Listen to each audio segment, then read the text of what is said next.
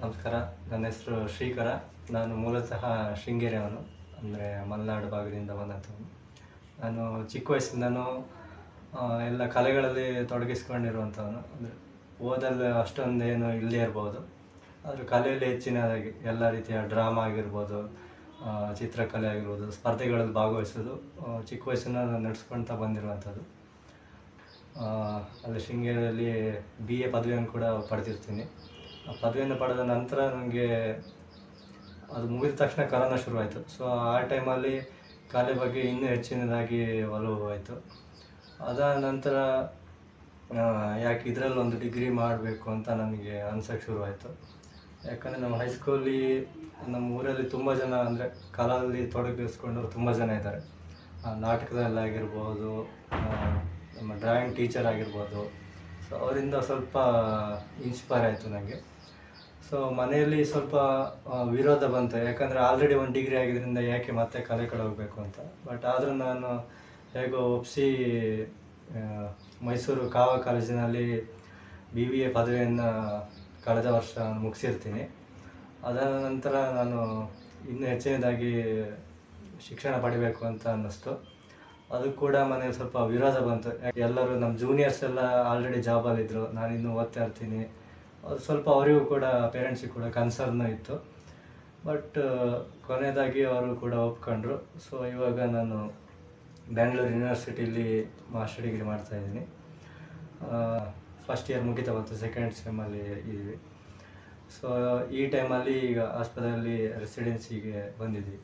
So ಈಗ basically ನಾನು ಯಾವ ರೀತಿ ವರ್ಕ್ ಮಾಡ್ತೀವಿ ಅಂತ ಎಕ್ಸ್ಪ್ಲೇನ್ ಮಾಡೋದಾದರೆ, ನಾವು ಮೂಲತಃ ಮಲೆನಾಡಿನಲ್ಲಿ ಹಳ್ಳಿಯಲ್ಲಿ ಬೆಳೆದಂಥದ್ದು. ಅಲ್ಲಿನ ಯಾವುದೇ ರೀತಿಯ ಒಂದು ಕಾನ್ಸೆಪ್ಟು ವರ್ಕಲ್ಲಿ ಬಂದಿಲ್ಲ. ಅದು ನನಗೂ ಗೊತ್ತಿಲ್ಲ ಯಾಕೆ ಅಂತ. ನನಗೆ ಗೊತ್ತಿಲ್ಲದೆ ಬಂದಿರಬಹುದು. ಅದು ಕಾರಣನೂ ನಾನೊಂದು ಹುಡುಕಿದ್ದೀನಿ ಯಾಕೆ ಅದು ಬಂದಿಲ್ಲ ಅಂತ. ಯಾಕಂದರೆ ಈ ಕೃಷಿಯಲ್ಲಿ ಸಾಮಾನ್ಯವಾಗಿ ನಮ್ಮ ಮಕ್ಕಳು ಅದಕ್ಕೆ ಬರಬಾರ್ದು ಅಂತಲೇ ಪೇರೆಂಟ್ಸು ಯೋಚನೆ ಮಾಡ್ತಾರೆ. ನಾವು ಪಟ್ಟು ಕಷ್ಟ ನಮ್ಮ ಮಕ್ಕಳು ಪಡಬಾರ್ದು ಅಂತ. ಸೊ ನಮ್ಮ ಚಿಕ್ಕ ವಯಸ್ಸಿಂದ ಕೃಷಿ ಮೇಲೆ ಹೇಟ್ರೇಟ್ ಬರೋ ಥರ ನಮಗೆ ಟ್ರೀಟ್ ಮಾಡಿದ್ದಾರೆ ಅಂತ ನನಗೆ ಅನ್ನಿಸ್ತು. ಬಟ್ ನಾವು ಮೆಚೂರ್ ಆಗ್ತಾ ಆಗ್ತಾ that is the best life ಅಂತ ನಮ್ಗೆ ಅನ್ಸೋಕ್ಕೆ ಶುರು ಆಗುತ್ತೆ. ಸೊ ಎನಿವೇಸ್, ನಾನು ಈಗ ವರ್ಕ್ ಮಾಡ್ತಾ ಇರೋದು ಪ್ರೆಡಿಕ್ಷನ್ ಬಗ್ಗೆ ಜಾಸ್ತಿ ಮಾಡ್ತಾಯಿದ್ದೀನಿ. ಸೊ ಅಂದರೆ ಫ್ಯೂಚರಲ್ಲಿ ಏನಾಗ್ಬೋದು, ಹೇಗಾಗ್ಬೋದು ಅಂತ. ಅದು ಯಾಕೆ ನನಗೆ ಬಂತು ಅಂದರೆ, ನಾವು ಚಿಕ್ಕ ವಯಸ್ಸಲ್ಲಿ ಆಗಲೇ ಹೇಳಿದಂತೆ ಹಳ್ಳಿಯಲ್ಲಿ ಬೆಳೆದಿರುವಂಥದ್ದು. ಮೊಬೈಲು ಆ ರೀತಿ ಏನು ತಂತ್ರಜ್ಞಾನ ಏನು ನಮ್ಮ ಕಡೆ ಇರಲಿಲ್ಲ ಅಷ್ಟೊಂದು. ಸೊ ಈಗ ಸಡನ್ನಾಗಿ ಈಗ ಎಷ್ಟು ಇಂಪ್ರೂವ್ ಆಗಿದೆ ಅಂತ ಎಲ್ಲರಿಗೂ ಗೊತ್ತೇ ಇದೆ ಟೆಕ್ನಾಲಜಿ. ನಮ್ಮೊಡನೆ ಒಬ್ಬ ಏನಂತಾರೆ, ಮನುಷ್ಯ ಅಲ್ಲದೆ ಇರುವವನನ್ನು, ಅಂದರೆ ಏಲಿಯನ್ಸ್ ಆಗಿರ್ಬೋದು, ಆ ರೀತಿ ಅವನು ಹೈಬ್ರಿಡ್ ಹ್ಯೂಮನ್ ನಮ್ಮ ಜೊತೆ ಇದ್ರೂ ನಮಗೆ ಗೊತ್ತಿಲ್ಲದೆ ಇರುವಷ್ಟು ಟೆಕ್ನಾಲಜಿ ಬೆಳೆದಿದೆ. ಸೊ ಅದು ನನಗೆ ಇಂಪ್ಯಾಕ್ಟ್ ಆಯಿತು, ಎಷ್ಟು ಫಾಸ್ಟಾಗಿ ಮುಂದುವರಿತಿದೆ ಅಂತ. ಸೊ ಅದರಿಂದ ಇನ್ಸ್ಪೈರ್ ಆಗಿ ನಾನು ಇನ್ನು ಮುಂದೆ ಹೋದರೆ ಇನ್ನೂ ಎಷ್ಟು ಟೆಕ್ನಾಲಜಿ ಬೆಳಿಬೋದು ಅಂತ ಯೋಚನೆ ಮಾಡೋಕ್ಕೆ ಶುರು ಮಾಡಿದೆ. ಆಮೇಲೆ ಅದ್ರ ಮಧ್ಯ ಕೆಳಗೆ ಅದಕ್ಕಿಂತ ಮುಂದೆ ಹೋದರೆ ಇನ್ಯಾವ ಥರ ಆಗ್ಬೋದು, ಜನರು ಇದನ್ನೆಲ್ಲ ಬಿಟ್ಟು ಪುನಃ ಏನು ಮುಂಚೆ ಎಲ್ಲ ಕೃಷಿ ಎಲ್ಲ ಮಾಡ್ತಾಯಿದ್ರು, ಸೊ ಆ ಪದ್ಧತಿಗೆ ವಾಪಸ್ ಮರಳಬಹುದು ಅನಿಸ್ತು. ಯಾಕಂದರೆ ಕರೋನಾ ಟೈಮಲ್ಲಿ ಗಮನಿಸಿರ್ಬೋದು, ಎಲ್ಲರೂ ಸಿಟಿಯಲ್ಲಿ ವಾಸವಿದ್ದವರೆಲ್ಲ ಸ್ವಲ್ಪ ಅಂದರೆ ತೊಂದರೆಗೆ ಅನುಭವಿಸಿದ್ರು. ಹಳ್ಳಿಯಲ್ಲಿದ್ದವರು ಒಂದು ಒಳ್ಳೆಯ ಜೀವನವನ್ನು ಕಂಡಿದ್ದನ್ನು ನಾವು ನೋಡ್ಬೋದು. ಯಾಕಂದರೆ ಹಳ್ಳಿಯಲ್ಲಿ ಎಲ್ಲ ಅವ್ರಿಗೆ ಬೆಳಿಬಹುದು, ಒಂದು ಜಮೀನಿರುತ್ತೆ, ಸ್ವಂತ ಮನೆ ಇರುತ್ತೆ, ಆರಾಮಾಗಿ ಜೀವನ ಮಾಡ್ತಾರೆ. ಸಿಟಿಯಲ್ಲಿದ್ದವರು ಏನು ಎಲ್ಲ ಅವರು ಬೇರೆ ಮೇಲೆ ಅವಲಂಬಿತರಾಗಿರ್ತಾರೆ. ತರಕಾರಿ ಹೊರಗಿಂದ ಬರಬೇಕು, ಇಂಧನ ಹೊರಗಿಂದ ಬರಬೇಕು, ಪ್ರತಿಯೊಂದು ಅವರು ಅವಲಂಬಿತರಾಗಿರ್ತಾರೆ. ಆದರೆ ಹಳ್ಳೀಲಿ ನಮ್ಮದೇ ರಾಜ್ಯ ಅದು. ಸೊ ಅದು ಕೂಡ ನನಗೆ ಒಂದು ಅನುಭವಕ್ಕೆ ಬಂತು. ಸೊ ಸಿಟಿಯಲ್ಲಿರೋರು ಟೆಕ್ನಾಲಜಿ ಎಷ್ಟೇ ಮುಂದುವರೆದ್ರು ಕೊನೆಗೆ ಮೂಲಕ್ಕೆ ಬರಲೇಬೇಕು ಎಷ್ಟೇ ಆದರೂ ಅಂತ ನನಗನ್ನಿಸ್ತು. ಸೊ ಅದು ಕೂಡ ಈ ವರ್ಕಲ್ಲಿ ಏನು ಹೈಬ್ರಿಡೈಸೇಷನ್, ಅರ್ಬನೈಸೇಷನ್ ಅಂತ ಏನು ಹೇಳ್ತಾರೆ, ಅದ್ರ ಜೊತೆಗೆ ಈ ನ್ಯಾಚುರಲ್ ಆಗಿ ಹೇಗೆ ಅದು ರೀಕ್ಲೇಮ್ ಆಗ್ಬೋದು ಫ್ಯೂಚರಲ್ಲಿ ಅನ್ನೋದನ್ನ ಈಗ ವರ್ಕಲ್ಲಿ ತೋರಿಸ್ತಾ ಇದ್ದೀನಿ. ಈ AI ಆಗಿರ್ಬೋದು, ಅದು ಹೇಗೆ ಇಂಪ್ರೂವ್ ಆಗ್ತಾ ಇದೆ ಟೆಕ್ನಾಲಜಿಕಲಿ, ಅದು ಹೇಗೆ ಎಫೆಕ್ಟ್ ನಮ್ಮ ಮೇಲೆ ಆಗುತ್ತೆ ಅನ್ನೋದನ್ನು ಈಗ ವರ್ಕಲ್ಲಿ ತೋರಿಸ್ತಾ ಇದ್ದೀನಿ ನಾನು. ಇದ್ರ ಜೊತೆಗೆ ನಾನು ಮೂಲತಃ ಪೇಂಟಿಂಗ್ ಡಿಪಾರ್ಟ್ಮೆಂಟ್ ತಗೊಂಡಿದ್ರು. ಎಲ್ಲ ಡಿಪಾರ್ಟ್ಮೆಂಟಲ್ಲೂ ಎಲ್ಲ ಡಿಸಿಪ್ಲಿನಲ್ಲೂ ವರ್ಕ್ ಮಾಡೋಕ್ಕೆ ಟ್ರೈ ಮಾಡ್ತೀನಿ. ಸೊ ನನ್ನ ಕಾನ್ಸೆಪ್ಟ್ ಏನಿರುತ್ತೆ, ಇನ್ನೂ ಎಫೆಕ್ಟಿವ್ ಆಗಿ ಹೊರಗೆ ಬರುತ್ತೆ ಅಂತ ನನ್ನ ಅನಿಸಿಕೆ. ಸೊ ಇದ್ರ ಜೊತೆ ಪೇಂಟಿಂಗ್ ಜೊತೆಗೆ ಸ್ಕಲ್ಪ್ಚರ್ ಮಾಡ್ತಾ ಇರ್ತೀನಿ, ವಿಡಿಯೋ ಆರ್ಟು, ಶಾರ್ಟ್ ಫಿಲಮ್ಸು, ಜೊತೆಗೆ ಇನ್ಸ್ಟಾಲೇಷನ್ಸು. ಸೊ ಈಗ ಜೊತೆಗೆ ಕೆಲವು ಸಾಫ್ಟ್ವೇರನ್ನು ಯೂಸ್ ಮಾಡೋಕ್ಕೆ ಟ್ರೈ ಮಾಡ್ತಾಯಿದ್ದೀನಿ. AI ಕೂಡ ಯೂಸ್ ಮಾಡೋಕ್ಕೆ ಈಗ ಪ್ಲ್ಯಾನ್ ಮಾಡ್ತಾಯಿದ್ದೀನಿ. ಅಂದರೆ ಏನು ಇನ್ನೂ ಒಪಿನಿಯನ್ಸ್ ತಗೊಂಡಿಲ್ಲ, ಅಂದರೆ ವರ್ಕ್ಸನ್ನು ತೋರಿಸಿ. ಯಾಕೆ ನಾನು ಒಂದು ಮಾತು ಹೇಳ್ಕೊಂಡೆ, ಯಾಕಂದರೆ ಮುಂಚೆ ಫಸ್ಟ್ ಫೋಟೋಗ್ರಫಿ ಇಂಟ್ರೊಡ್ಯೂಸ್ ಆದಾಗಲೂ ಅದೇ ರೀತಿ ಒಂದು ಒಪಿನಿಯನ್ಸ್ ಬಂದಿರ್ಬೋದು ಅಂತ ಅನಿಸ್ತು ನನಗೆ, ಇದು ಹೇಗೆ ಆರ್ಟ್ ಆಗುತ್ತೆ ಅಂತ. ಬ್ಯಾಚಲರ್ಸ್ ಇರುವಾಗ ಟೀಚರ್ಸ್ದು ಒಪಿನಿಯನ್ಸ್ ತೊಗೊಂಡಿದ್ದೆ, ಯೂಸ್ ಮಾಡ್ಬೋದಾ, ಏನು ಅಭಿಪ್ರಾಯ ಅಂತ. ಸೊ ಅವರಿಂದ ಪಾಸಿಟಿವ್ ಆಗಿ ಒಪಿನಿಯನ್ ಸಿಕ್ತು. ಟೆಕ್ನಾಲಜಿಯನ್ನು ಬಳಸ್ಕೋಬೇಕು ಅನ್ನೋಂಥದ್ದು ಅವರದ್ದು ಒಂದು ಒಪಿನಿಯನ್ಸ್ ಆಗಿತ್ತು. ಸೊ ಓಕೆ, ನಾನು ಬಳಸ್ಕೊಳ್ಳೋಣ ಅಂತ ಇನ್ನು ಪ್ಲ್ಯಾನ್ ಮಾಡಿದ್ದೀನಿ. ಸೊ ಈ ಡಿಸಿಪ್ಲಿನ್ಸ್ ಜೊತೆಗೆ ಸದ್ಯದಲ್ಲಿ ಈಗ 2 ರೀತಿಯಲ್ಲಿ ಒಂದು ಕಾನ್ಸೆಪ್ಟ್ ಇದೆ. ಈಗಾಗಲೇ ಹೇಳಿದಂತೆ ಒಂದು ಪ್ರಿಡಿಕ್ಷನ್ ಆಗಿರ್ಬೋದು, ಈ ಜೊತೆಗೆ ಈ ಕರೆಂಟಾಗಿ ಏನು ನಡೀತಾ ಇದೆ ಅದನ್ನು ವಿಡಿಯೋಸಲ್ಲಿ ಸ್ವಲ್ಪ ಜಾಸ್ತಿ ತೋರಿಸ್ತಾ ಇದ್ದೀನಿ. ಉದಾಹರಣೆಗೆ, ಈಗ ನಾನು ಹಳ್ಳಿಯಿಂದ ಇಲ್ಲಿ ಬೆಂಗಳೂರಿಗೆ ಬಂದದ್ರಿಂದ ಇದು ಸ್ವಲ್ಪ ನನ್ನ ಮೇಲೆ ಇಂಪ್ಯಾಕ್ಟ್ ಆಗಿದೆ ಅಂತ ನನಗೆ ಅನ್ನಿಸ್ತು. ಯಾಕಂದರೆ ಮೈಸೂರಲ್ಲಿ ಅಷ್ಟೊಂದು ಎಫೆಕ್ಟ್ ಆಗಲಿಲ್ಲ, ಯಾಕಂದರೆ ಅಷ್ಟೊಂದು ದೊಡ್ಡ ಸಿಟಿನೂ ಅಲ್ಲ ಅದು, ಹಾಗೆ ನಂಗೆ ಅಷ್ಟೊಂದು ಅನುಭವಕ್ಕೆ ಬರಲಿಲ್ಲ. ಬಟ್ ಇಲ್ಲಿ ಬೆಂಗಳೂರಿಗೆ ಬಂದಾಗ ನನಗೆ ಅನಿಸ್ತು ಎಷ್ಟು ದೊಡ್ಡದಾಗಿದೆ ಸಿಟಿ ಅಂತ. ಇದು ಸ್ವಲ್ಪ ನನಗೆ ಇಂಪ್ಯಾಕ್ಟ್ ಇದೆ. ಅದು ಕರೆಂಟಾಗಿ ಕೆಲವು ಐಡಿಯಾಸ್ ಬರ್ತಾ ಇದೆ. ಇದ್ರ ಜೊತೆಯಲ್ಲಿ ಪ್ರಿಡಿಕ್ಷನಲ್ಲಿ ಮಾಡಿರುವಂಥದ್ದು, ಈಗ ಆಲ್ರೆಡಿ ನಿಮಗೆ ಗೊತ್ತಿರ್ಬೋದು, ಎಷ್ಟು ನಮ್ಮ ಹ್ಯೂಮನ್ಸ್ಗೂ ಅಥವಾ ಹೈಬ್ರಿಡ್ ಹ್ಯೂಮನ್ಸ್ಗೂ ಡಿಫ್ರೆನ್ಸೇ ಗೊತ್ತಾಗದಿರುವಷ್ಟು ವರ್ಕ್ಸ್ ಇದೆ. ಸೊ ಅವ್ರದ್ದನ್ನು ಯೂಸ್ ಮಾಡಿಕೊಂಡು ಕೆಲವು ವರ್ಕ್ಸ್ ಮಾಡಿದ್ದೀನಿ. ಫ್ಯೂಚರಲ್ಲಿ ಅಂದರೆ ಹ್ಯೂಮನ್ ಎಂಪ್ಲಾಯೀಸ್ನ ದೂರ ಇಟ್ಬಿಟ್ಟು ಅವ್ರನ್ನ ಜೊತೆಗೆ ಯೂಸ್ ಮಾಡಿ, ಸೊ ಅವರು ನಮ್ಮೊಟ್ಟಿಗೆ ಓಡಾಡ್ತಾ ಇರ್ತಾರೆ, ಆ ರೀತಿ ಒಂದು ವರ್ಕ್ಸ್ ಮಾಡಿದ್ದೀನಿ. ಜೊತೆಗೆ ಇನ್ನೂ ಮುಂದೆ ಥಿಂಕ್ ಮಾಡಿ ಅವರೇ ಒಂದು ಜನನಾಯಕರಾಗಿ ತಗೋಬಹುದು ಅಂತ ಒಂದು ಊಹೆ ಇದೆ. ಯಾಕಂದರೆ ಹ್ಯೂಮನ್ಸು ತಪ್ಪು ಮಾಡ್ತಾರೆ, ಲಂಚ ತಗೋತಾರೆ, ಎಮೋಷನ್ಸ್ಗೆ ಬಲಿ ಆಗ್ತಾರೆ. ಬಟ್ ಅವಕ್ಕೆ ಏನೂ ಇರಲ್ಲ, ಏನು ಪ್ರೋಗ್ರಾಮಿಂಗ್ ಮಾಡಿದ್ರೆ ಅವ್ರ ಕೆಲಸ ಅವ್ರು ನೀಟಾಗಿ ಮಾಡ್ಕೊಂಡು ಹೋಗ್ಬೋದು ಅಂತ ಒಂದು ಗೆಸ್ಸಿಂಗು. ಸೊ ಅದು ಆಲ್ರೆಡಿ ಕೆಲವು ಕಡೆ ಡೆವಲಪ್ ಆಗ್ತಾ ಇದೆ ಅಂತ ಅನಿಸುತ್ತೆ. ಅಂದರೆ ಟೆಕ್ನಾಲಜಿಕಲ್ ಅಡ್ವಾನ್ಸ್ ಇರೋ ಕಂಟ್ರೀಲಿ ಚಿಕ್ಕದಾಗಿ ರೋಲ್, ಅಂದರೆ ಒಂದು ಸಿಟಿಯ ಮೇಯರ್, ಸೊ ಆ ಹಂತದವರೆಗೆ ಹೋಗಿದೆ. ಇನ್ನು ಅದು ಮುಂದುವರಿಯೋದೇನು ದೊಡ್ಡ ವಿಷಯ ಅಲ್ಲ. ಸೊ ಅದರಿಂದ ಒಂದು ವಿಡಿಯೋ ಆರ್ಟ್ಸ್ ಕೂಡ ಮಾಡಿದ್ದೆ. ಈಗ ಕರೆಂಟ್ ಅಫೇರ್ಸ್ ಬಗ್ಗೆ ಹೇಳೋದಾದರೆ, ಪೊಲಿಟಿಕ್ಸ್ ಬಗ್ಗೆ ಜಾಸ್ತಿ ನಾನು ನೋಡ್ತಾ ಇರ್ತೀನಿ. ಸೊ ಚಿಕ್ಕ ವಯಸ್ಸಲ್ಲಿರುವಾಗ ನಾವು ಗಮನಿಸ್ಬೋದು, ತಂದೆ ತಾಯಿ ಎಲ್ಲ ಜಾಸ್ತಿ ಪೊಲಿಟಿಕ್ಸ್ ಬಗ್ಗೆ ನೋಡ್ತಾ ಇರ್ತಾರೆ. ನಮಗೆ ಅದು ಇಷ್ಟ ಆಗ್ತಾ ಇರಲ್ಲ. ಸೊ ಇವಾಗ ಬೆಳೀತಾ ಯೋಚನೆ ಮಾಡುತ್ತೆ, ಯಾಕೆ ಅವರು ಅಷ್ಟೊಂದು ನೋಡ್ತಾ ಇದ್ರು ಅಂತ. ಯಾಕಂದರೆ ನಮ್ಮದು ಒಂದು ದೇಶ ನಡಿಬೇಕು ಅಂದರೆ ಅವ್ರ ಕೈಯಲ್ಲೇ ಇರುತ್ತೆ. ಸೊ ಅದು ನನಗೆ ಇಂಪ್ಯಾಕ್ಟ್ ಆಗ್ತಾ ಹೋಯಿತು. ನ್ಯೂಸಲ್ಲಿ ನೋಡಿರ್ಬೋದು, ಪೊಲಿಟಿಷಿಯನ್ಸ್ ಅವರದ್ದು ಬಿಹೇವಿಯರ್ ಆಗಿರ್ಬೋದು, ಸೊ ಅವ್ರು ಯಾವ ಥರ ಜನರ ಜೊತೆ ಸಂದಡಿಸ್ತಾರೆ ಅದು. ಮತ್ತು ನಾವು ಹಳ್ಳಿಯಲ್ಲಿ ಇರೋದ್ರಿಂದ ಅದರಲ್ಲಿ ಕೆಲವೊಂದು ಕೆಲಸ ಆಗಿರಬೇಕಾಗಿರುತ್ತೆ, ರೋಡ್ ಆಗಿರಬೇಕಾಗುತ್ತೆ, ಸೇತುವೆ ಆಗಬೇಕಾಗಿರುತ್ತೆ. ಅದು ನಾವು ಎಷ್ಟು ರಾಜಕಾರಣಿಗಳಿಗೆ ಮನವಿ ಮಾಡ್ತಾ ಇರ್ತೀವಿ, ಅವ್ರು ಏನು ಕೆಲಸ ಮಾಡ್ತಾ ಇರಲ್ಲ. ಸೊ ಅದ್ರ ಬಗ್ಗೆ ಒಂದು ವಿಡಿಯೋ ಆರ್ಟ್ ಕೂಡ ಮಾಡಿದೆ. ಏನು ಬ್ಯಾಕ್ಗ್ರೌಂಡಲ್ಲಿ ನಾಯ್ಸ್ ಬರ್ತಾ ಇರುತ್ತೆ, ಪ್ರತಿಭಟನೆಯದು, ಫೋನ್ ಕಾಲ್ಸ್ದು, ಅದ್ರದ್ದೆಲ್ಲ ಮನವಿಗಳದ್ದೆಲ್ಲ ವಾಯ್ಸ್ ಬರ್ತಾ ಇರುತ್ತೆ. ಆದರೂ ಪೊಲಿಟಿಷಿಯನ್ ನೀಟಾಗಿ ಮಲ್ಕೊಂಡಿರ್ತಾನೆ, ಅದ್ರದ್ದೊಂದು ವಿಡಿಯೋ ಆರ್ಟ್ ಮಾಡಿದೆ. ಅದ್ರ ಜೊತೆಗೆ ಇಂಟರ್ನ್ಯಾಷನಲ್ ಅಫೇರ್ಸಲ್ಲಿ ಕೆಲವು ತುಂಬ ಇಂಪ್ಯಾಕ್ಟ್ ಆಗಿದೆ ನನಗೆ. ಏನು ನಾವು ಒಂದು ಕಂಟ್ರಿನ ಏನು ನಂಬಿರ್ತೀವಿ, ತುಂಬ ದೊಡ್ಡ ಕಂಟ್ರಿ ಅಂತ. ಬಟ್ ಅದ್ರದ್ದು ಹಿಸ್ಟ್ರಿ ಬೇರೆಯೇ ಇರುತ್ತೆ. ಎಷ್ಟೋ ಜನರ ಏನು ರಕ್ತದ ಮೇಲೆ ಅದು ಇರ್ಬೋದು, ಸಮಾಧಿ ಮೇಲೆ ಆ ದೇಶ ನಿಂತಿರುತ್ತೆ.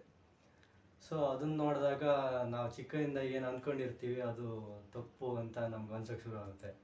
ಮತ್ತೇನು ತುಂಬ ಪ್ರೊಪಗಂಡಾಸ್ ಇರ್ತವೆ, ಅದೆಲ್ಲ ಗೊತ್ತಾಗ್ತಾ ಶುರು ಆಗುತ್ತೆ, ಯಾವ್ದು ಸತ್ಯ ಯಾವ್ದು ಸುಳ್ಳು. ಯಾಕಂದರೆ ಆಲ್ರೆಡಿ ಎಲ್ಲ ಮೀಡಿಯಾಸು ಅವ್ರ ಕಂಟ್ರೋಲ್ ಇರೋದ್ರಿಂದ ನಮಗೆ ಸತ್ಯ ಏನು ಅಂತದ್ದು ಗೊತ್ತಾಗಿರಲ್ಲ. ಆಲ್ರೆಡಿ ಅವ್ರಿಗೆ ಯಾವ್ದು ಬೇಕೋ ಅದನ್ನು ಮಾತ್ರ ನಮಗೆ ಕೊಡ್ತಾ ಇರ್ತಾರೆ, ಸಿಲೆಬಸ್ಸಲ್ಲಿ ಆಗಿರ್ಬೋದು, ನ್ಯೂಸಲ್ಲಿ ಆಗಿರ್ಬೋದು, ಯಾವುದೇ ಆಗಿರ್ಬೋದು. ಸೊ ಇದೆಲ್ಲ ಇಂಪ್ಯಾಕ್ಟ್ ಆಗ್ತಾ ಶುರುವಾಯಿತು. ಏನು ರಕ್ತಪಾತ ನಡೆಯುತ್ತೆ, ಯಾರ್ಯಾರ ಕಂಟ್ರೋಲ್ ಏನೇನಿದೆ, ಯಾರು ಅಗ್ರಿಮೆಂಟ್ ಮಾಡಿದ್ರೆ ಏನಾಗ್ಬೋದು. ಸೊ ಈ ಥರದ್ದೆಲ್ಲ ವರ್ಕ್ಸಲ್ಲಿ ಹೆಚ್ಚಿನದಾಗಿ ವಿಡಿಯೋ ಆರ್ಟ್ ಮತ್ತು ಇನ್ಸ್ಟಾಲೇಷನಲ್ಲಿ ತೋರ್ಸೋಕ್ಕೆ ಶುರು ಮಾಡಿದೆ. ಸೊ ಇದು ಇವಾಗ ನಡೀತಿರುವಂಥ ಪ್ರಾಕ್ಟೀಸು. ಈಗ ನಿಧಾನವಾಗಿ ಅದು ಸ್ವಲ್ಪ ವರ್ಕ್ ಆಫ್ ಆರ್ಟ್ ಆಗಿರ್ಬೋದು, ಇನ್ಸ್ಟಾಲೇಷನ್ ಆಗಿರ್ಬೋದು, ಜೊತೆಗೆ ವೀಡಿಯೋಸು ಸ್ವಲ್ಪ ಮಿನಿಮಲ್ ಆಗ್ತಾ ಇದೆ. ಈಗ ನಾನು ಇಲ್ಲಿ ಆಸ್ಪದ ರೆಸಿಡೆನ್ಸಿಯಲ್ಲಿ ಈಗೇನು ಆಲ್ಮೋಸ್ಟ್ 8 ದಿನಗಳ ರೆಸಿಡೆನ್ಸಿ ಮುಗಿಸಿದ್ದೀನಿ. ಸೊ ಇದು ನಮಗೆ ವೆಂಕಟಪ್ಪ ಆರ್ಟ್ ಗ್ಯಾಲರಿಯಲ್ಲಿ ಏನಲ್ಲಿ ಪರ್ಫಾರ್ಮಿಂಗ್ ಆರ್ಟ್ಸ್ ಎಲ್ಲ ನಡೀತಾ ಇತ್ತು. ಅಲ್ಲಿ ನಾವು ಡೈಲಿ ಅಲ್ಲಿ ಹೋಗಿ ಅಂದರೆ ತಿಳ್ಕೊಳ್ತಾ ಇದ್ವಿ, ಆರ್ಟಿಸ್ಟ್ನ ಮೀಟ್ ಮಾಡ್ತಾ ಇದ್ವಿ. ಸೊ ಆವಾಗ ಯುಗಶ್ರೀ ಮೇಡಮ್ ಅವರ ಪರಿಚಯ ಆಯಿತು. ಅವರು ಇಲ್ಲಿ ರೆಸಿಡೆನ್ಸಿಗೆ ಆಹ್ವಾನಿಸಿದ್ರು. ಸೊ ಇಲ್ಲಿಗ 8 ದಿನಗಳನ್ನು ಮುಗಿಸಿದ್ದೀವಿ. ಸೊ ಇಲ್ಲಿ ಬೇರೆ ರಾಜ್ಯದಿಂದ, ಬೇರೆ ಊರಿಂದ ಎಲ್ಲ ವಿದ್ಯಾರ್ಥಿಗಳು ಬಂದಿದ್ದಾರೆ. ಸೊ ಅವ್ರ ಪ್ರಾಕ್ಟೀಸ್ ಬಗ್ಗೆ ಒಂದು ಪ್ರೆಸೆಂಟೇಷನ್ ಮಾಡಿದ ಮುಖಾಂತರ ನಮಗೆ ಯಾರ್ಯಾರು ಏನು ವರ್ಕ್ ಮಾಡ್ತಿದ್ದಾರೆ ಅಂತ ಒಂದು ವಿಚಾರ ಗೊತ್ತಾಯಿತು. ಜೊತೆಗೆ ಇಲ್ಲಿ ವಾತಾವರಣ ಹೇಳಬೇಕಾದ್ರೆ ಎಷ್ಟೇ ದೂರದಿಂದ ಬಂದರೂ ಪರಿಚಯ ಇಲ್ಲದೇ ಇದ್ದರೂ ಕೂಡ ನಾವು ಫ್ಯಾಮಿಲಿ ಥರ ಇಲ್ಲಿ ಏನು ಎಲ್ಲ ಫ್ರೆಂಡ್ಸ್ ಥರ ನೋಡ್ಕೋತಾ ಇದ್ವಿ.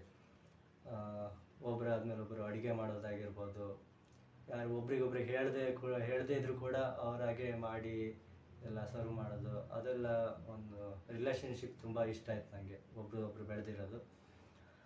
ಸೊ ಇದ್ರ ಜೊತೆಗೆ ವರ್ಕ್ಸು ನನಗೆ ಇಲ್ಲಿ ಅನಿಸಿರೋದು ಏನಂದರೆ, ನಾನೀಗ ಸದ್ಯಕ್ಕೆ ಸ್ವಲ್ಪ ರಿಯಲಿಸಮ್ ಫ್ಯಾನ್ ಒಂದು ಸದ್ಯಕ್ಕೆ. ಅಂದರೆ ನನಗೆ ಟೀಚರ್ಸ್ ಕಡೆಯಿಂದ, ಫ್ರೆಂಡ್ಸ್ ಕಡೆಯಿಂದ ಅಷ್ಟೊಂದು ಅದಕ್ಕೆ ಪ್ರೋತ್ಸಾಹ ಸಿಗಲಿಲ್ಲ. ಯಾಕಂದರೆ ರಿಯಲಿಸಮ್ ತುಂಬ ವರ್ಷಗಳ ಹಿಂದೆಯೇ ತುಂಬ ಆರ್ಟಿಸ್ಟ್ಗಳು ತಳ್ಳಿ ಹಾಕಿದವರು. ಸೊ ನಾನು ಓಕೆ ಅದನ್ನು ಒಪ್ಕೋತೀನಿ, ರಿಯಲಿಸಮ್ ಬೇಡ, ಬೇರೆ ಬೇಕು ಅಂತ. ಆದರೆ ಅದು ನನಗೆ ಫೋರ್ಸ್ಫುಲ್ಲಾಗಿ ತಳ್ಳೋಕ್ಕೆ ನನಗೆ ಇಷ್ಟ ಇಲ್ಲ ಪ್ರಾಕ್ಟೀಸಿಂದ. ಯಾಕಂದರೆ ಎಲ್ಲ ಆರ್ಟಿಸ್ಟ್ಗಳು ಡೆಕೇಡ್ಸ್ಗಳ ಕಾಲ ಪ್ರಾಕ್ಟೀಸ್ ಮಾಡಿ ನಂತರ ಅದನ್ನು ಬ್ರೇಕ್ ಮಾಡಿರುವಂಥದ್ದು. ಸೊ ನಾನು ತುಂಬ ಆರ್ಟಿಸ್ಟ್ಗಳು ಫೋರ್ಸ್ಫುಲ್ಲಾಗಿ ಎಲ್ಲರೂ ಮಾಡ್ತಿದ್ದಾರೆ ನಾನು ಮಾಡ್ತೀನಿ ಅಂತ ಫೋರ್ಸ್ಫುಲ್ಲಾಗಿ ಬ್ರೇಕ್ ಮಾಡಿರೋದು ನೋಡಿದ್ದೀನಿ. ಸೊ ಅದು ನನಗೆ ಅದು ಇಷ್ಟ ಆಗಲ್ಲ.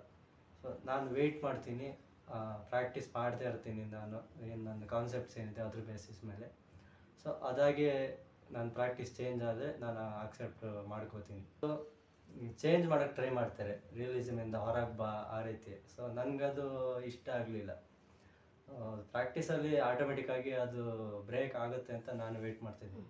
ಈಗ ಆಲ್ರೆಡಿ ವಿಡಿಯೋ ಆರ್ಟ್ಸಲ್ಲಿ, ಇನ್ಸ್ಟಾಲೇಷನ್ಸಲ್ಲಿ, ವರ್ಕ್ ಆಫ್ ಆರ್ಟ್ಸಲ್ಲಿ ಮಿನಿಮಲಿಸ್ಟಿಕ್ಕಾಗಿ ಸ್ವಲ್ಪ ಮೂವ್ ಆಗ್ತಾ ಇದೆ ರಿಯಲಿಸಮಿಂದ. ಸೊ ಅದು ಪೇಂಟಿಂಗಲ್ಲಿ ಇನ್ನೂ ರಿಯಲಿಸಮೆಲ್ಲ ಇದೆ. So okay, no problem. ಮುಂದಕ್ಕೆ ಇನ್ನೂ ಪ್ರಾಕ್ಟೀಸ್ ಮಾಡ್ತಾ ಮಾಡ್ತಾ ಅದು ಹೋಗುತ್ತೆ ಅಂತ ನಾನು ಅಂದ್ಕೊಂಡಿದ್ದೀನಿ. ಹೋಗಲೇಬೇಕಾಗಿಲ್ಲ, ಹೋಗಬೇಕಾಗೂ ಇಲ್ಲ. ಸೊ ಪ್ರಾಕ್ಟೀಸ್ ಹೇಗೆ ಹೋಗುತ್ತೋ ಹಾಗೆ ಹೋಗ್ಬೋದು ಅಂತ ನನ್ನ ಅನಿಸಿಕೆ. ಸೊ ಇಲ್ಲ ರೆಸಿಡೆನ್ಸಿಲ್ಲ ಅದೇ ಎಲ್ಲ ರೀತಿಯ ವರ್ಕ್ಸನ್ನು ನನಗೆ ನೋಡೋಕ್ಕೆ ಸಿಕ್ತು. ಸೊ ಅಲ್ಲಿ ನಾರ್ತಿಂದ ಬಂದಿರುವಂಥ ಚಂಡೀಗಢ ಯೂನಿವರ್ಸಿಟಿ ಸ್ಟೂಡೆಂಟ್ಸ್ದು ಪ್ರಾಕ್ಟೀಸೇ ಅವ್ರು ಬೇರೆ ಥರನೇ ಇದೆ. ಸೊ ಅವ್ರಿಗೆ ಸ್ವಲ್ಪ ಲ್ಯಾಂಗ್ವೇಜ್ ಬ್ಯಾರಿಯರ್ ಇದ್ದರೂ ಸ್ವಲ್ಪ ಅರ್ಥ ಆಯಿತು. ಬಟ್ ಅಷ್ಟೊಂದು ಕನ್ವೆ ಆಗಿಲ್ಲ, ಇನ್ನೂ ಅವ್ರ ಹತ್ರ ಮಾತಾಡಬೇಕು ಅಂತ ನನಗೆ ಅನಿಸುತ್ತೆ. ಬಟ್ ಇಲ್ಲಿದು ಸೌತ್ದು ನಮ್ಮ ಕಾವಾ ಕಾಲೇಜ್ದು ಪ್ರಾಕ್ಟೀಸೇ ಬೇರೆ ಥರ ಇದೆ. ಈಗ ಅವರದ್ದು ಕಲಬುರ್ಗಿ ಆ ಸೈಡ್ ಪ್ರಾಕ್ಟೀಸೇ ಬೇರೆ ಥರ ಇದೆ. ಸೊ ಒಂದು ಎಕ್ಸ್ಪೋಜರ್ ಸಿಕ್ತು ಇಲ್ಲಿ ರೆಸಿಡೆನ್ಸಿಗೆ ಬಂದಿದ್ದರಿಂದ, ಯಾರ್ಯಾರು ಏನೇನು ಪ್ರಾಕ್ಟೀಸ್ ಮಾಡ್ತಿದ್ದಾರೆ ಅಂತ. ಸೊ ಮತ್ತೊಂದು ಏನಂದರೆ ಆರ್ಟ್ದು ಲಿಮಿಟೇಷನ್ಸ್ ಎಷ್ಟು ಬ್ರಾಡ್ ಆಗಿದೆ ಅಂತ, ಅಂದರೆ ಲಿಮಿಟೇ ಇಲ್ಲ ಅನ್ನೋದು ಫೀಲಿಂಗ್ ಬರ್ತಾ ಹೋಗುತ್ತೆ ಕೆಲವು ಸರಿ. ಕಾನ್ಸೆಪ್ಟ್ ಆರ್ಟ್ ಅನ್ನೋ ಕಾನ್ಸೆಪ್ಟ್ ಎಷ್ಟು ಬ್ರಾಡ್ ಆಗಿದೆ. ಬ್ಯಾಚಲರ್ಸ್ ಇರುವಾಗ ಏನು ಅಂದ್ಕೊಂಡಿದ್ವಿ, ಆರ್ಟ್ ಬರೋಕ್ಕಿಂತ ಮುಂಚೆ ಆರ್ಟ್ ಅಂದರೆ ಏನು ಅಂದ್ಕೊಂಡಿದ್ವಿ, ಇವಾಗ ಏನು ಅಂದ್ಕೊಳ್ತಿದ್ವಿ. ಸೊ ಕಾನ್ಸೆಪ್ಟ್ ತುಂಬ ಬ್ರಾಡ್ ಆಗಿದೆ ಅಂತ ನಂಗೆ ಅನಿಸ್ತಾ ಹೋಯ್ತು ಇವಾಗ. ಈ ವಯಸ್ಸಲ್ಲೇ ಹಿಂಗೆ ಅನಿಸ್ತದೆ. ಇನ್ನೂ ಸೀನಿಯರ್ ಆರ್ಟಿಸ್ಟ್ ಹೋದಾಗ ಇನ್ನೂ ಹೇಗೆ ಅನಿಸ್ಬೋದು, ಸೊ ಅವ್ರು ಪ್ರಾಕ್ಟೀಸ್ ಯಾಕೆ ಆ ಥರ ಮಾಡ್ತಾ ಇದ್ದಾರೆ ಅಂತ ಒಂದು ಐಡಿಯಾಸ್ ಬಂತ ಹೋಗ್ತದೆ. ಇನ್ನೊಂದು ಕ್ರಿಟಿಕ್ಸ್ ಏನಂದರೆ ಸೀರೀಸ್ ಮೇಲೆ ವರ್ಕ್ ಮಾಡಬೇಕು ಅನ್ನೋವಂಥದ್ದು ಒತ್ತಾಯ ಕೇಳಿಬರ್ತು. ಎಲ್ಲ ಆರ್ಟಿಸ್ಟ್ಗಳು ಒಂದೊಂದು ವಿಷಯದ ಬಗ್ಗೆ ಸೀರೀಸ್ ಮಾಡ್ತಾ ಇರ್ತಾರೆ ಅಂತ. ಸೊ ಅದು ಒಂದು ವಿಷಯ ನನಗೆ ಅಷ್ಟೊಂದು ಇಷ್ಟ ಆಗಲಿಲ್ಲ. ಯಾಕಂದರೆ ಆರ್ಟಿಸ್ಟ್ ಆದಂಥವನು ಎಲ್ಲದನ್ನು ಗಮನಿಸ್ತಾ ಇರ್ತಾನೆ.